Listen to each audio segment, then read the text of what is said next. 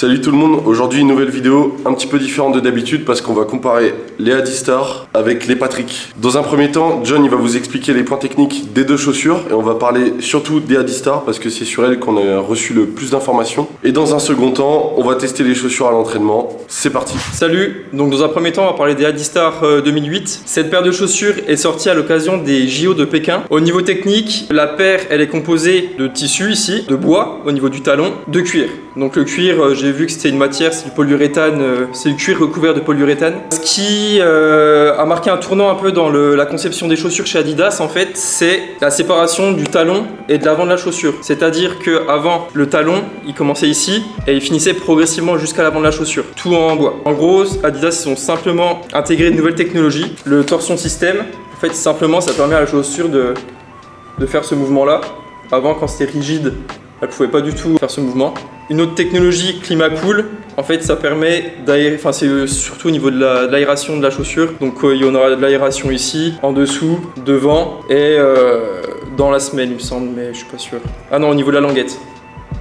Cette paire, à leur sortie, elle a été très appréciée parce qu'il y a une seule sangle. À l'époque, en fait, quand il n'y avait qu'une seule sangle, ça faisait un peu vintage parce que les deux paires précédentes avaient 3 sangles, donc la Adistar 2000 et 2004. Et donc avant, c'était les Power Perfect qui avaient une seule sangle.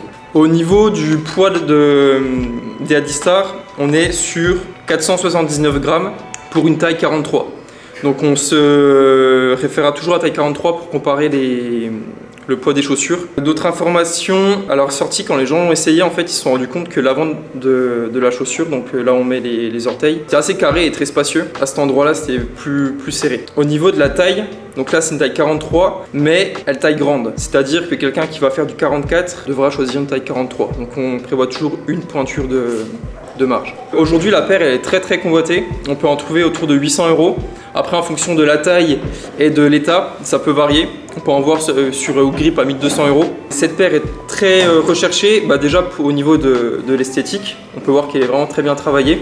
Plusieurs changements de matière, le talon en bois. Surtout, point important, chez Adidas, en fait, c'est la paire qui a marqué la fin des talons en bois. Après celle-ci, donc il y avait les Adi Power. Adi Power, du coup, avec un talon en plastique simplement. Et simplement parce que c'est une belle chaussure. C'est une belle grolle. Pour notre deuxième paire, les Patrick, t'es mal à grolle.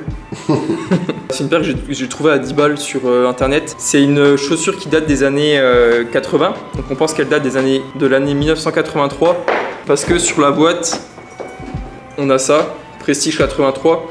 Et j'ai trouvé un vieux catalogue qui recense d'autres paires de la même année. Mais c'est des autres paires de foot. Mais au niveau de la boîte et du logo qui est juste là, c'est exactement le même logo. C'est en cuir. Quand j'ai reçu la paire à l'intérieur, il y avait marqué Cuir de France. Je dois encore l'étiquette par là. Talon en bois. La semelle en plastique, enfin une semelle classique quoi. Ça ressemble un peu à des chaussures de bowling, des lacets classiques aussi. On a une sangle avec un système de boucle, c'est pas ouf parce qu'on peut pas ajuster très précisément. La sangle est fixée sur le milieu de la chaussure et elles sont aux couleurs de la France quoi. C'est parti, on va maintenant les tester. C'est lesquels en premier, les Patrick ou les Adistar? Adistar.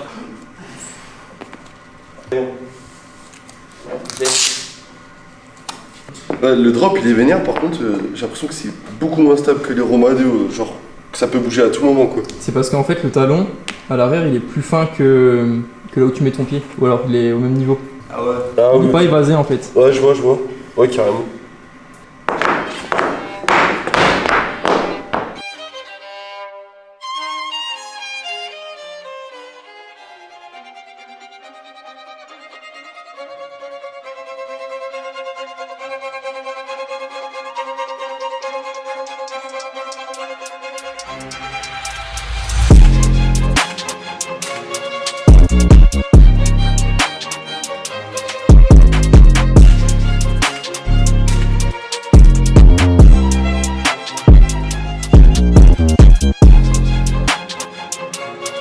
Deux séries de travail et après je mets les Patrick. Pour l'instant t'en penses quoi? Ça va. Au talon c'est pas très stable en fait par rapport au Romaleos 2 que j'utilise. Et en fait on voit, ça tient beaucoup plus rigide ici. Alors que là c'est tout mou, mais ça reste bien. C'est pas mal. Il va falloir couper un peu l'ensemble.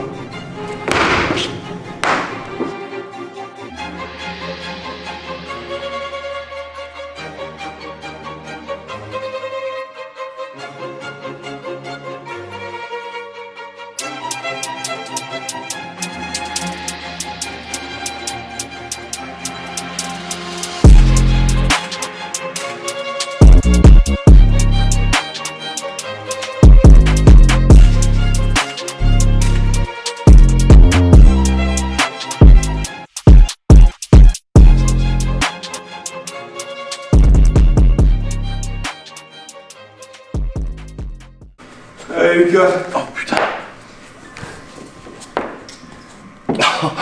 Elles sont tellement rigides, mec. Ça comment dedans? Ah mec, là ça y est, j'ai enfilé les sabots. Je sens pas trop de diff avec les Adistar.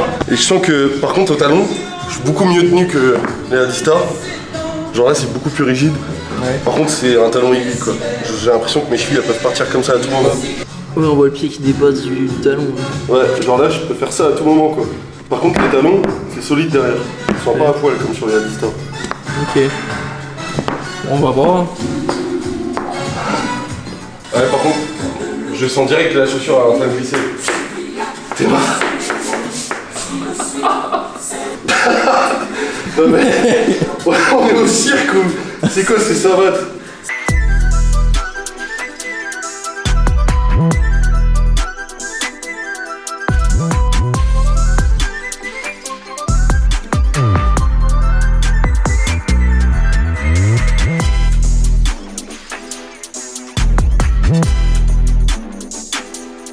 Test son. Pourquoi? Bah ça fait un peu clown. Genre au départ je vois un gros panini qui dépasse de la barre. Je sais pas quoi penser. Et ça glisse.